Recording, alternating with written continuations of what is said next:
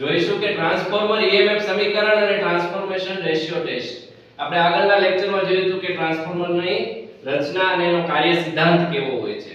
તો આપણે કાલે રચના અને કાર્ય સિદ્ધાંત જોયું હતું, તો એના ઉપરથી આજે આપણે જોઈશું કે ટ્રાન્સફોર્મરની અંદર વોલ્ટેજ કેવી રીતે ઉત્પન્ન થાય છે સેકન્ડરી વાઇન્ડિંગ ની અંદર, અને બીજું તો કે એનો રેશિયો કેવો હોય છે. સેકન્ડરી વાઇન્ડિંગ ની અંદર ઉત્પન્ન થતા વોલ્ટેજ હોય છે એનો આપણે આજે રેશિયો જોશું કે કઈ રીતનો એની અંદર વોલ્ટેજ ઉત્પન્ન થતા હોય છે. તો હવે આપણે ટ્રાન્સફોર્મર ની અંદર કાલની જે થિયરી હતી કાર્ય પદ્ધતિ, તો એમાં જોયું હતું કે સેકન્ડરી વાઇન્ડિંગ ની અંદર શું ઉત્પન્ન થતું હતું, તો કે વોલ્ટેજ ઉત્પન્ન થતા હતા. તો કે આ જે વોલ્ટેજ છે એ કેના ઉપર આધાર રાખતું હોય છે, તો કે ઈ જે સેકન્ડરી વાઇન્ડિંગ ની ઉત્પન્ન થતા વોલ્ટેજ છે એ અલગ અલગ ત્રણ પેરામીટર ઉપર આધાર રાખતા હોય છે. કેટલા પેરામીટર? તો કે ત્રણ પેરામીટર. એમાં સૌપ્રથમ પહેલી વસ્તુ આવે છે કે કોરમાં ઉત્પન્ન થતું ફ્લક્સ. તો કે ફ્લક્સ એવી વસ્તુ છે તો કે એના ઉપર ડિપેન્ડ રહેવું જ પડે. પહેલે તો કે કાલની પણ આપણે થિયરીમાં કાર્ય પદ્ધતિમાં જોયું હતું કે પ્રાઇમરી વાઇન્ડિંગ ની અંદર આપણે શું કરીએ, સપ્લાય વોલ્ટેજ આપીએ એટલે કે શું થતું હતું, એની અંદર વીજ પ્રવાહ પસાર થતો હતો અને એની અંદર ફ્લક્સ ઉત્પન્ન થતો હતો. કે ઈજી પ્રાઇમરી ની અંદર ઉત્પન્ન થયેલું ફ્લક્સ હતું એ કોને એટેચ કરતું હતું, તો કે સેકન્ડરી વાઇન્ડિંગ ના આટાની સંખ્યા હતી એને એટેચ કરતું હતું. તો કે ઈ ફ્લક્સ જેવું એને એટેચ થતું હતું તો એવું ઈ પ્રમાણે એમાં શું ઉત્પન્ન થતું હતું, તો કે વોલ્ટેજ ઉત્પન્ન થતો હતો. એટલે આપણે મેગ્નેટિક ફ્લક્સ છે એ બહુ ઇમ્પોર્ટન્ટ પેરામીટર છે કેની અંદર, તો કે વોલ્ટેજ ઉત્પન્ન થવા માટે ખૂબ જ જરૂરી પેરામીટર છે. ત્યાર પછી સપ્લાય ફ્રીક્વન્સી. આપણે ઇલેક્ટ્રિકલ કોઈ પણ વસ્તુ હોય એ ફ્રીક્વન્સી ઉપર બહુ જ આધાર રાખતો હોય છે.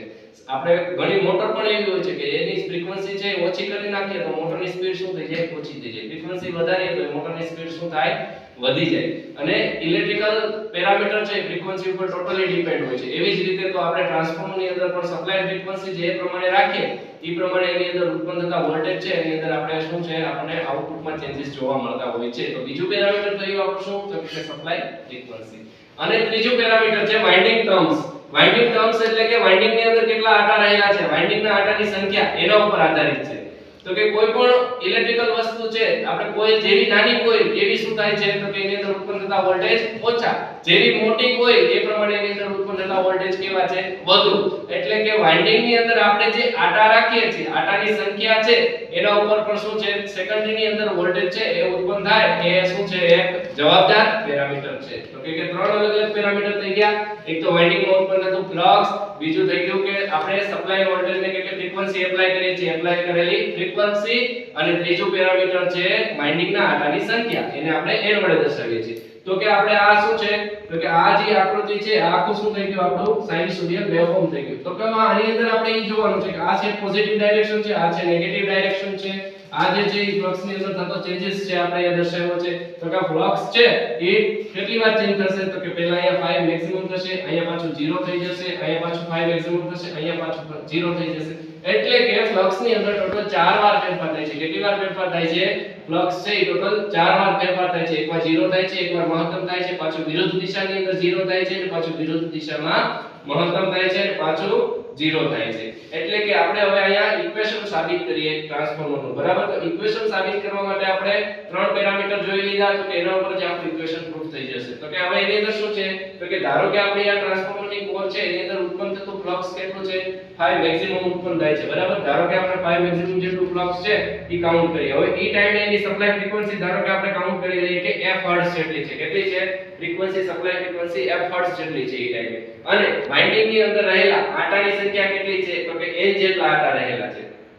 હવે આપણે જોઈએ તો કે ફ્લક્સ ની અંદર જે ફેરફાર થાય, ફ્લક્સ ની અંદર ફેરફાર થાય કેટલી ફ્રીક્વન્સી છે, તો કે f હર્ટ્ઝ જેટલી ફ્રીક્વન્સી ફ્લક્સ ની અંદર ફેરફાર થાય ત્યારે ઉત્પન્ન થતું ફ્લક્સ કેટલું હોય, તો કે આપણે મેં અહીં કીધું 4 વાર ફ્લક્સ ની અંદર ફેરફાર થાય છે. એટલે કે 4 ટાઈમ મેં કરી નાખ્યું શું, તો કે ફ્લક્સ મેક્સિમમ કેટલી વાર કરી નાખ્યું, 4 ટાઈમ્સ. એટલે કે 4 ટાઈમ્સ 5m, અને ગુણ્યા શું કર્યું, તો કે ફ્રીક્વન્સી આપણે જે રાખી હોય તે.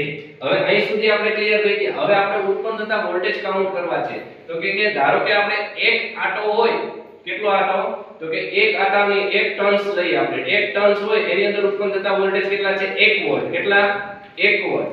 તો અને n આટા હોય તો એની અંદર ઉત્પન્ન થતા વોલ્ટેજ કેટલા હોય, n વોલ્ટ હોય. તો કે આપણે પહેલા એક આટા માટે કાઉન્ટ કરીએ. તો કે એક ટર્ન ની અંદર ઉત્પન્ન થતા વોલ્ટેજ 1 વોલ્ટ હોય તો કેવી રીતે કેલ્ક્યુલેશન થશે, તો કે 4 ટાઈમ્સ 5mf, 4 ટાઈમ્સ 5mf ગુણ્યા 1 વોલ્ટ. તો કે એક મલ્ટીપ્લિકેશન કરીએ તો શું આન્સર તો એનો જ રહેવાનો ને, 4 5mf જેટલા વોલ્ટ ઉર્જા ઉત્પન્ન થાય છે. એવી જ રીતે હવે આપણે ધારો કે કાઉન્ટ કરીએ છીએ કે n ટર્ન છે, n આટા છે, તો એના માટે શું થશે 4 5m f અને મલ્ટીપ્લાય માં શું થશે n આટા આવી જશે.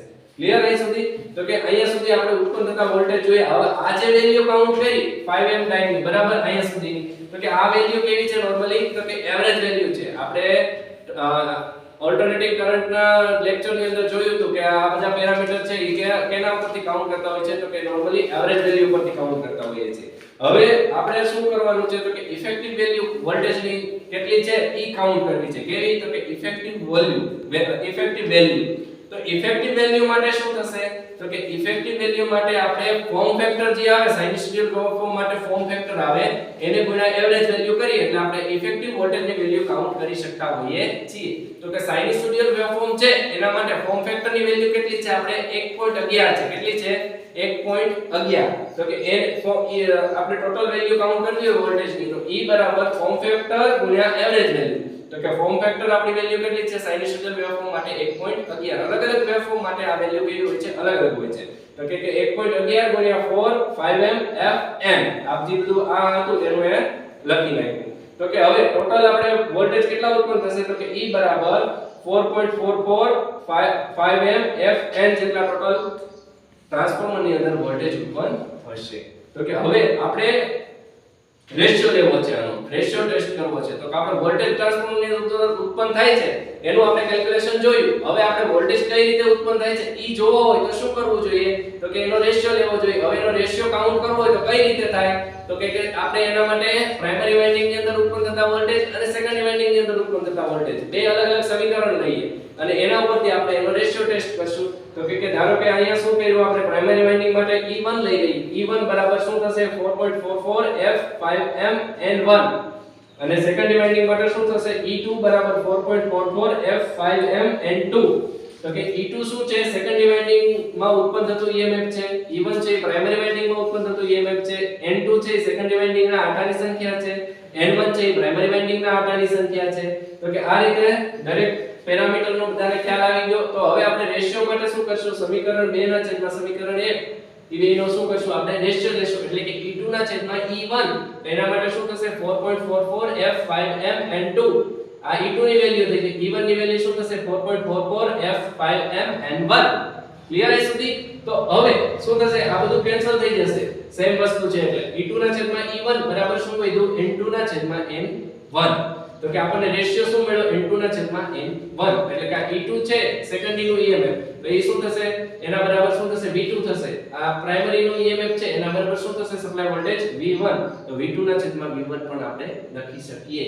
તો આ બધા બરાબર આપણે કઈ વેલ્યુ આપી શકીએ? આને ટ્રાન્સફોર્મર રેશિયો છે અને આપણે કે વડે દર્શાવીએ તો કે શું થઈ ગયું? Transformation ratio. અને જ્યારે વીજ પ્રવાહ છે એ વોલ્ટેજ કરતા કેવો હોય છે? વિરુદ્ધ હોય છે. એટલે કે V2 હોય ત્યાં I1 હશે, V1 છે ત્યાં શું થશે? I2 થશે.